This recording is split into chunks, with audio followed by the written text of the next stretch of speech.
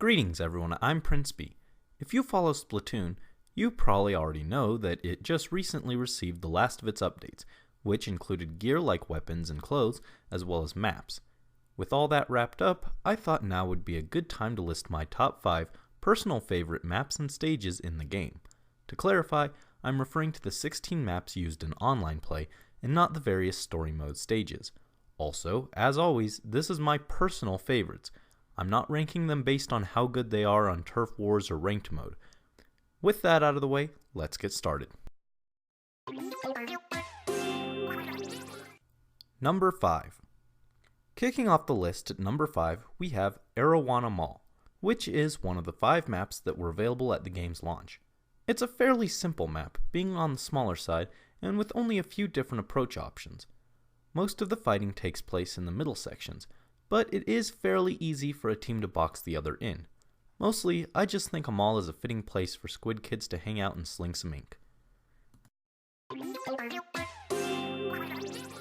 Number 4. From one of the earliest stages, next we have one of the newest, Piranha Pit.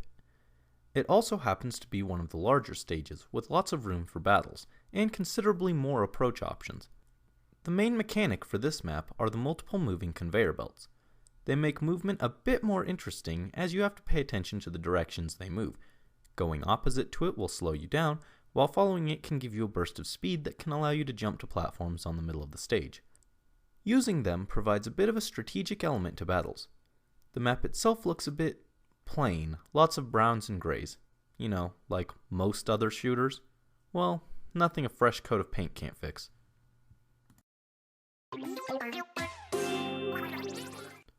Number 3. Coming in at number 3 is the Kelp Dome. This was among the first few stages unlocked after the game's launch, and when it first came out, I hated it.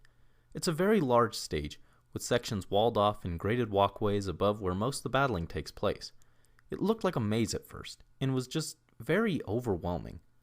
Eventually, I got the hang of it, and it's since become one of my favorites. There's lots of space for battles, but the large central space isn't where they all take place. I've had just as many intense shootouts on the walkways and the corner sections. Further, it can be interesting to lob a bomb, particularly sprinklers and splat bombs, over the walls or attach them to grates. While the walls aren't inkable for the most part, due to being covered in glass or tarp, presumably to protect the plants growing, it certainly helps the location feel like a greenhouse. While not the first place that comes to mind for a game like this, it's still a charming location all the same. Number 2. My runner-up for favorite stage is Mahi Resort. This stage takes place in a resort's giant pool.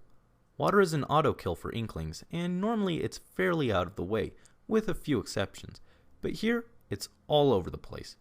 When the stage was first announced, I was worried that it would interfere with maneuvering the stage easily, and was also worried that snipers would be a bit overpowered as they'd be able to pick you off as you tried to time your jumps. As it turned out, while it is fairly common to misgauge a jump and fall in, and snipers are good on this stage, it's nowhere near as much of a problem as I feared.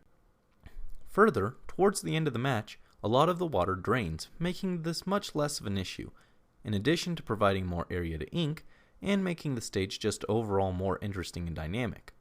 The concept of having an ink war in the middle of a pool, which is dangerous for Inklings, makes this a weird but fun stage, and the tropical resort feel makes it feel perfectly in line with Splatoon's overall atmosphere.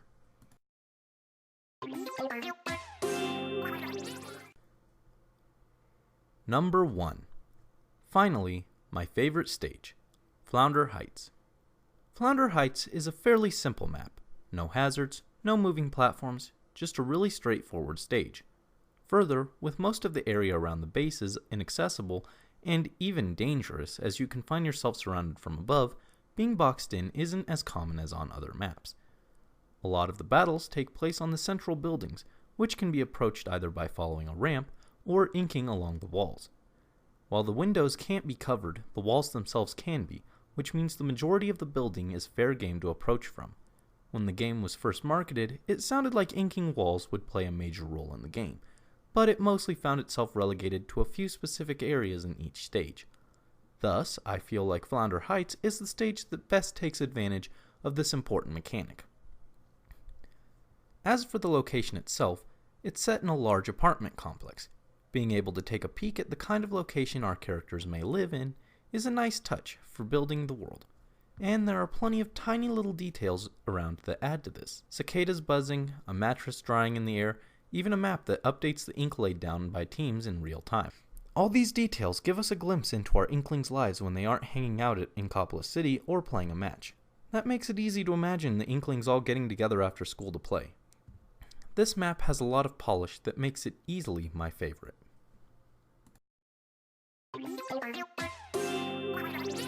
So, those are my 5 favorite maps in Splatoon.